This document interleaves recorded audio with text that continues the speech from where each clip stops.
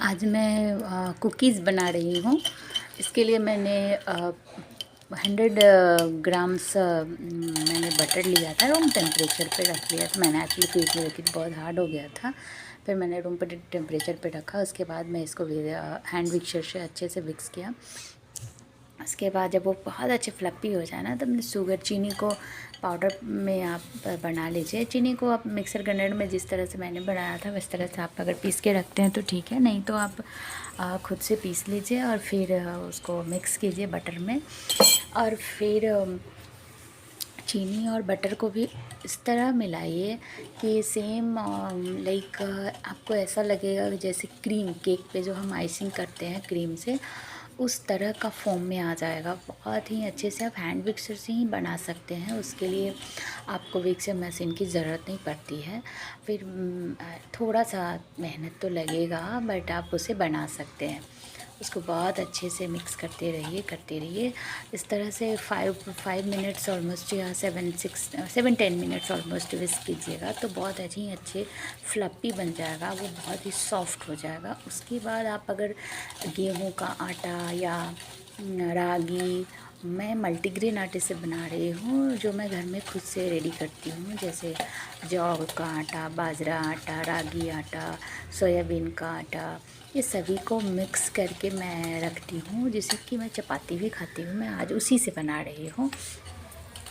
जब देखिए इस तरह से फॉर्म हो गया, एकदम लाइट हो जाएगा, उसके बाद एकदम वाइट। अगर आप इसको कोन में भर करके केक के ऊपर डेकोर करें तो भी आपको बिल्कुल भी मार्केट से थोड़ा भी कम नहीं लगेगा, बहुत अच्छा रहता है।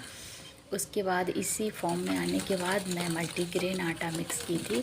हाँ, मैंने तो इलायची पाउडर रखना भूल गई थी, अगर आप चाहें तो इलायची पाउडर भी रख सकते हैं।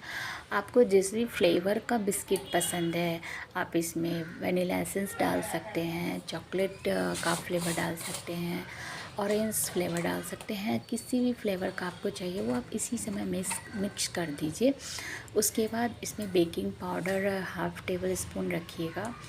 उसके बाद ये मल्टीग्रेन मेरा आटा है, मैं इसको मिक्स करूँगी। आप इसको जब भी मिक्स कीजिएगा ना, तो आटा की तरह नहीं ही गूँथिएगा जैसे कि हम चपाती के लिए बनाते हैं, उस तरह नहीं। बहुत ही लाइट हाथों से, अपने हल्के हाथों से इसको मिक्स कीजिएगा। जैसे हम खजूरी बनाते हैं तो कैसे आराम से उसको गूँथते हैं, हम ज़्यादा गीला नहीं करते हैं, उस तरह से हमें इसको मिक्स करना है। और थोड़ा सा इसमें आपको ऑलरेडी ज़रूरत पड़ेगा कि इसमें थोड़ा दूध भी डालना चाहिए, तो दूध डाल करके और फिर दूध आप जब डालिएगा तो बहुत ही आराम से डालिएगा, जिससे कि ज़्यादा गीला नहीं हो, ना ही ज़्यादा हार्ड रहे। आप इसमें मेज़रमेंट लेकर के, मैंने हाफ़ कप दूध लिया था, ठंडा दूध लीजिएगा, फ्रीज का नहीं, रूम टेम्परेचर का दूध लीजिएगा। और फिर इसको मिक्स करके हाफ़ एन आवर के लिए मैं तो रख के चली गई थी फ्रिज में। आप इसे 15 मिनट्स तक सेट होने के बाद आप इसे आराम से रख दीजिएगा। 15 मिनट के बाद या आधे घंटे के बाद आप आराम से फिर बनाने के लिए आप, लेकिन जब भी बनाइए तो इसे चेक करके देख लीजिएगा कि इसका अच्छे से डो बन रहा है ना, क्रैक ज़्यादा नहीं हो रहा है ना, इस तरह से आप चेक कर लीजिएगा। मैंने भी चेक किया था। और हाँ, किस किस को ये कुकीज़ बनाना पसंद है वो भी ज़रा मुझे बताइएगा। और आप किस किस तरह के कुकीज़ बनाते हैं, किस तरह से बनाते हैं, ये भी मुझे बताइएगा। मैं ये पहली बार बना रही हूँ, लेकिन बहुत ही अच्छा बन गया था, तो मुझे बहुत पसंद है इस तरह के कुकीज़ जो आप घर में ही बना सकते हैं। एक तो ये बहुत टेस्टी होता है, और जब आप खुद से बनाते हैं ना तो बहुत अच्छा लगता है खाने में।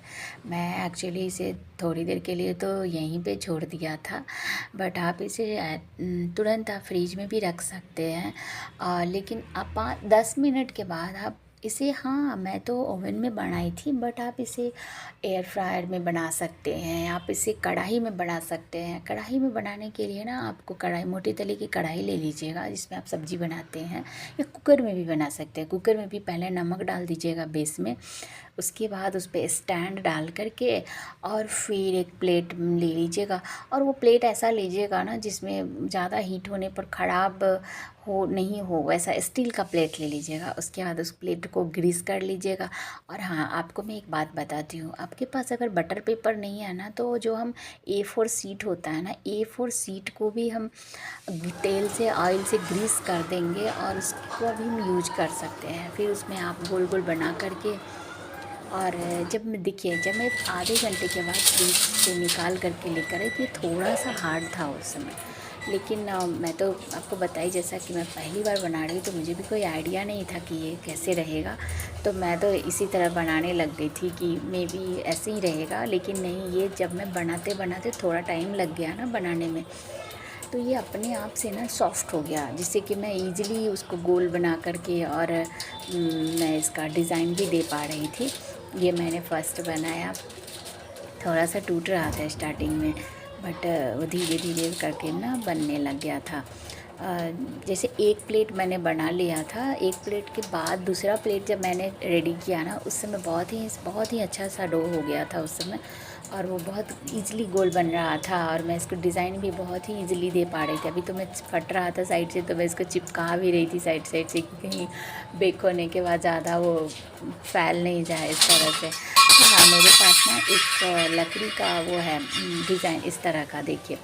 तो मैं ना इस पे भी बना लेती हूँ, मैं इस पे मैंने होममेड पास्ता बनाती हूँ, बट मुझे याद आया सडन कि इस पर डिज़ाइन बनाऊँगी ना, तो मॉम मैजिक का डिज़ाइन कैसा रहता है उस तरह से बहुत ही अच्छा लगेगा, या पार्ले जी, मतलब अलग अलग तरह के मार्केट में जो बिस्किट रहते हैं ना, उस तरह का बहुत ही अच्छा लगेगा। फिर मैंने गोला गोला बनाया, और हाँ, तब तक मेरा ओवन मैंने प्री हीट के लिए रख दिया था, वो प्री हीट हो रहा है। और आपके पास अगर ओवन है तो ओवन में बनाइए, नहीं तो आप कढ़ाई कुकर जैसा कि मैं आपको बताई हूँ, आप उस तरह से बना सकते हैं। इसके बाद मैंने इसको गोल गोल बना करके रख लिया था। फिर मैंने ये हाफ एंड प्री हीट के लिए रखा।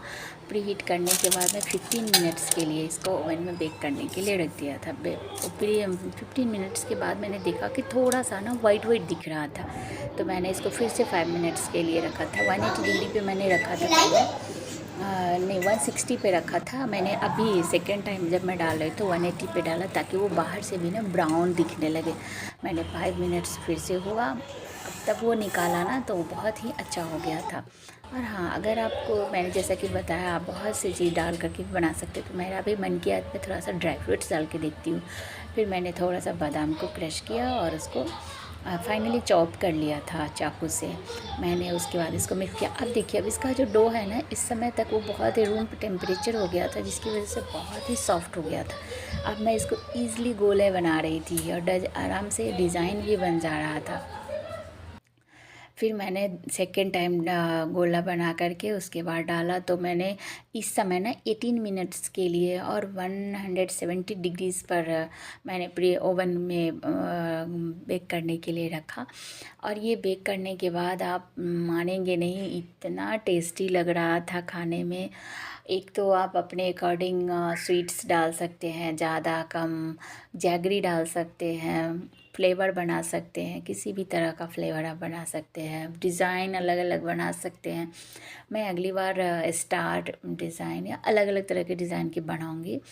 और मैंने ये एक्चुअली फ़र्स्ट टाइम बनाया था, तो मुझे भी नहीं पता था कि कैसा बनेगा, बट हाँ, मैंने बना लिया, बहुत ही अच्छा बना था ये। मैंने आपको बाद में दिखाती हूँ अभी कि ये कितना अच्छा डिज़ाइन बन के और रेडी हुआ था। फिर मैं इसको गोला गोला बना करके